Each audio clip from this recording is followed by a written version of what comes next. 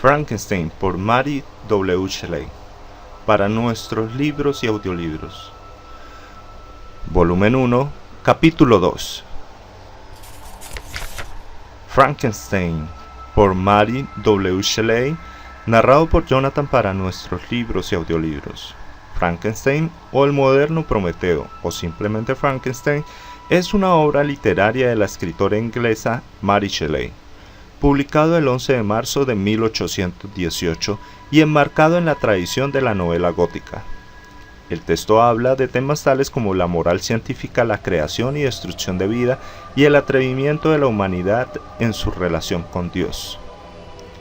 Si les gustaría escuchar otros audiolibros, puedes encontrarlos en el canal de YouTube de nuestros libros y audiolibros.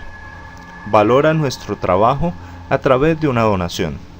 Encontrarás la manera de realizarla en la descripción o en la página principal del canal. Si deseas comunicarte, puedes hacerlo por las redes sociales, correo electrónico y página oficial que se encuentran en la descripción. Recuerda suscribirte y si quieres una alerta cada vez que subimos un nuevo video, pulsa la campana adicionalmente. Frankenstein por Mary W. Shelley para nuestros libros y audiolibros.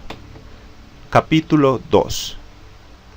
Cuando contaba 17 años, mis padres decidieron que fuera a estudiar a la Universidad de Ingolstadt. Hasta entonces había ido a los colegios de Ginebra, pero mi padre consideró conveniente que, para completar mi educación, me familiarizara con las costumbres de otros países. Se fijó mi marcha para una fecha próxima, pero antes de que llegara el día acordado, sucedió la primera desgracia de mi vida, como si fuera un presagio de mis futuros sufrimientos. Elizabeth había cogido la escarlatina, pero la enfermedad no era grave y se recuperó con rapidez.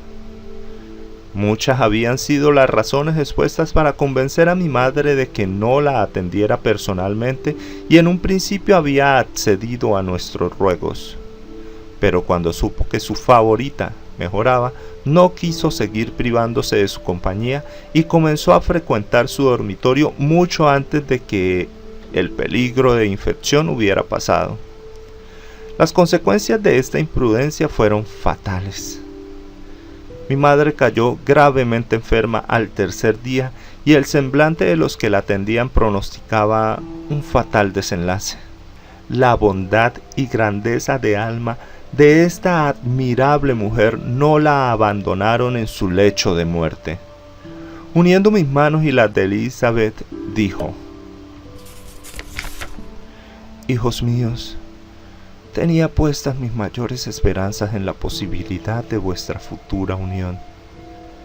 Esta esperanza será ahora el consuelo de vuestro padre. Elizabeth, cariño, debes ocupar mi puesto y cuidar de tus primos pequeños.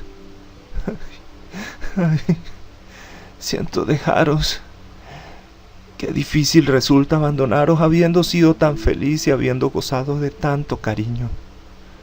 Pero no son estos los pensamientos que debieran ocuparme. Me esforzaré por resignarme a la muerte con alegría y abrigaré la esperanza de reunirme con vosotros en el más allá». Murió dulcemente y su rostro aún en la muerte reflejaba su cariño. No necesito describir los sentimientos de aquellos cuyos lazos más queridos se ven rotos por el más irreparable de los males, el vacío que inunda el alma y la desesperación que embarga el rostro. Pasa tanto tiempo antes de que uno se pueda persuadir de que aquella a quien veíamos cada día y cuya existencia misma formaba parte de la nuestra, ya no está con nosotros, y que se ha extinguido la viveza de sus amados ojos, y que su voz tan dulce y familiar se ha apagado para siempre. Estos son los pensamientos de los primeros días. Pero la amargura del dolor no comienza hasta que el transcurso del tiempo demuestra la realidad de la pérdida. Pero ¿a quién no le ha robado esa desconsiderada mano algún ser querido? Porque, pues, había de describir el dolor que todos han sentido y deberán sentir. Con el tiempo llega el momento en el que el sufrimiento es más una costumbre que una necesidad, y aunque parezca un sacrilegio, ya no se reprime la sonrisa que asoma a los labios. Mi madre había muerto, pero nosotros aún teníamos obligaciones que cumplir.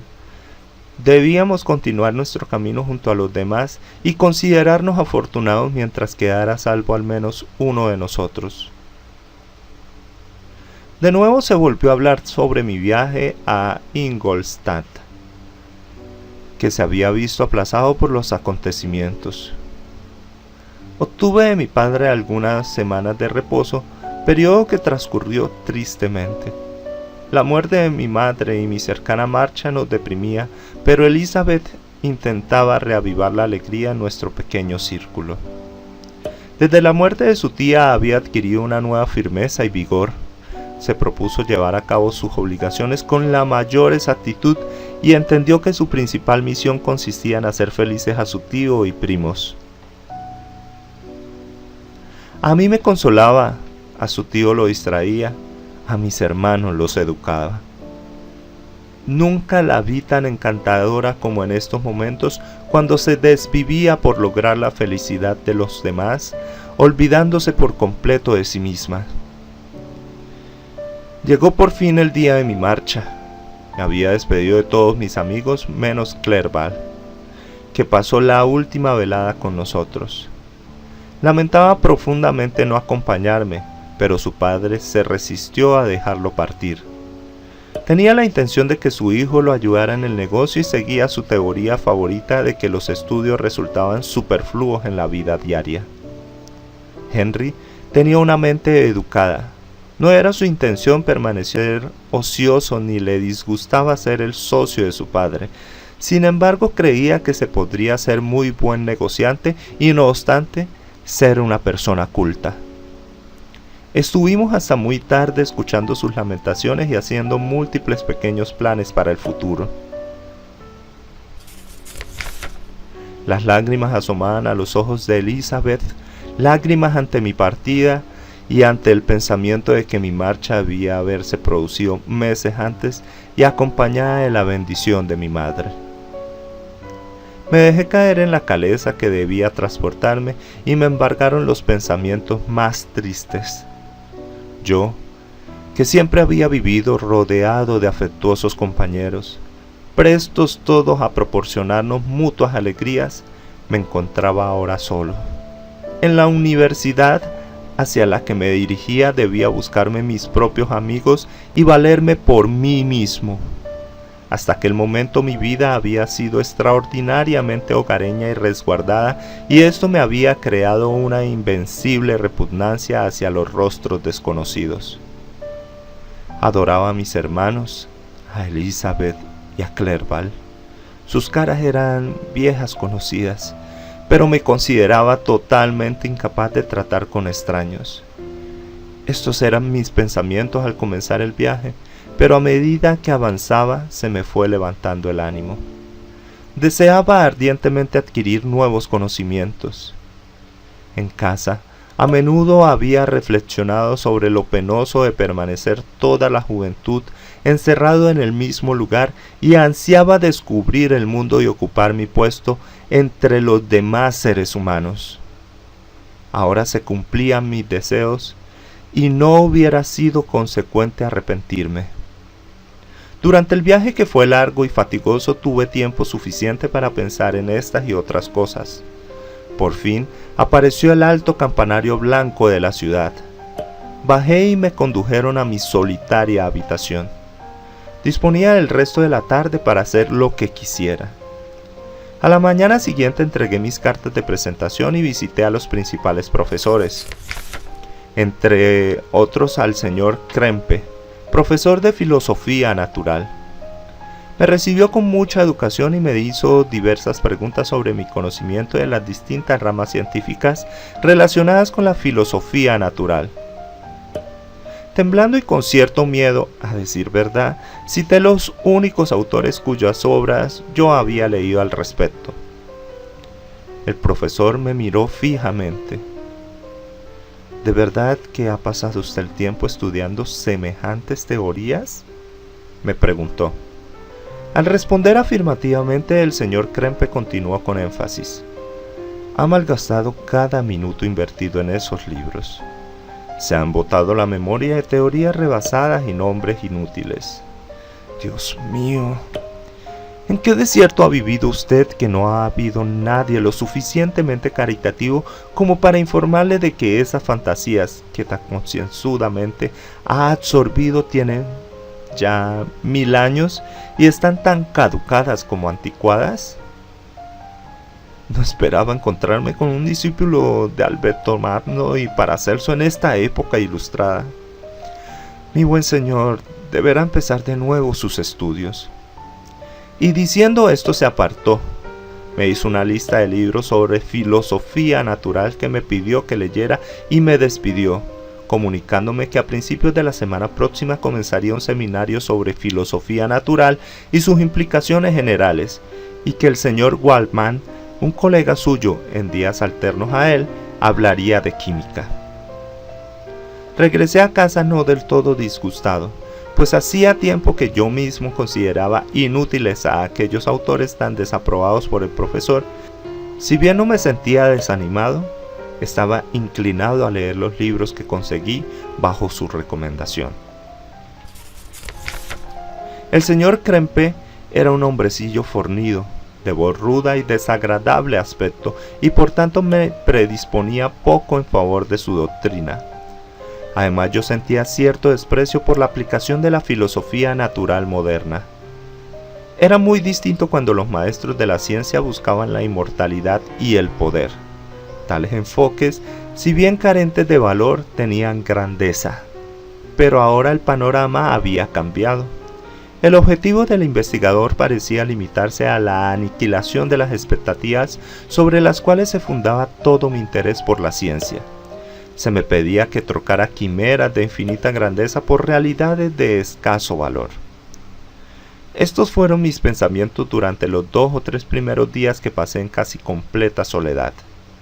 Pero al comenzar la semana siguiente recordé la información que sobre las conferencias me había dado el señor Krempe, y aunque no pensaba escuchar al fausto hombrecillo pronunciando sentencias desde la cátedra, me vino a la memoria lo que había dicho sobre el señor Waldman, al cual aún no había conocido por hallarse fuera de la ciudad. En parte por curiosidad y en parte por ocio, me dirigí a la sala de conferencias donde poco después hizo su entrada el señor Waldman. Era muy distinto de su colega.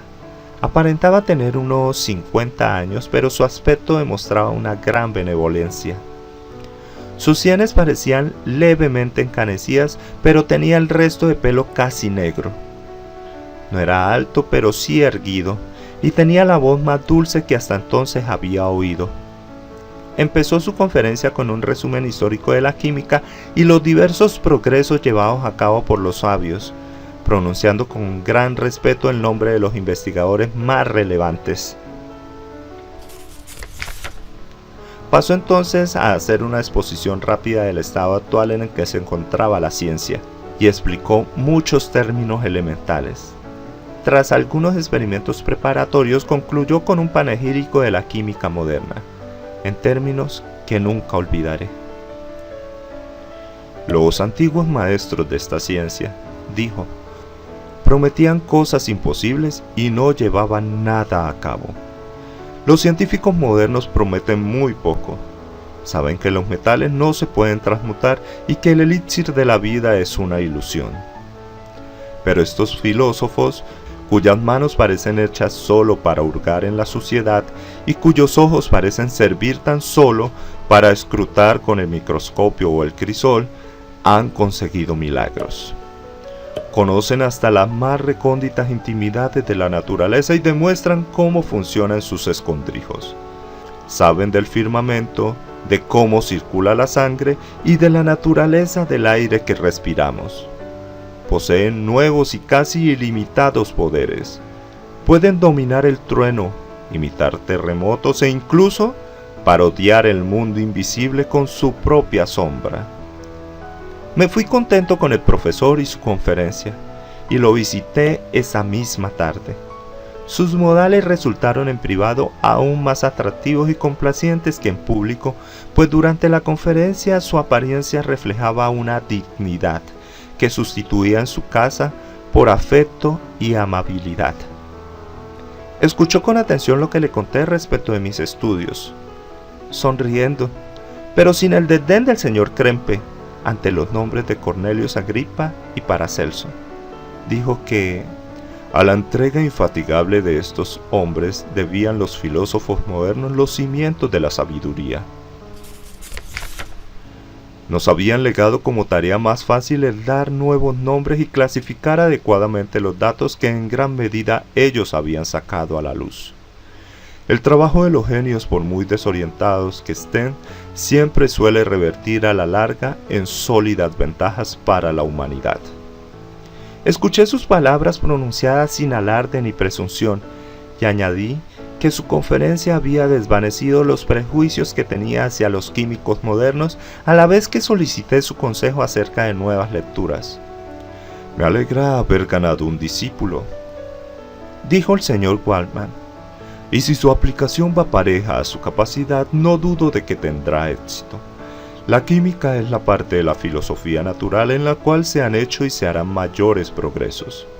Precisamente por eso la escogí como dedicación. Pero no por ello he abandonado las otras ramas de la ciencia. Mal químico sería el que se limita exclusivamente a esa porción del conocimiento humano. Si su deseo es ser un auténtico hombre de ciencia y no un simple experimentadorcillo, le aconsejo encarecidamente que se dedique a toda la rama de la filosofía natural, incluidas las matemáticas.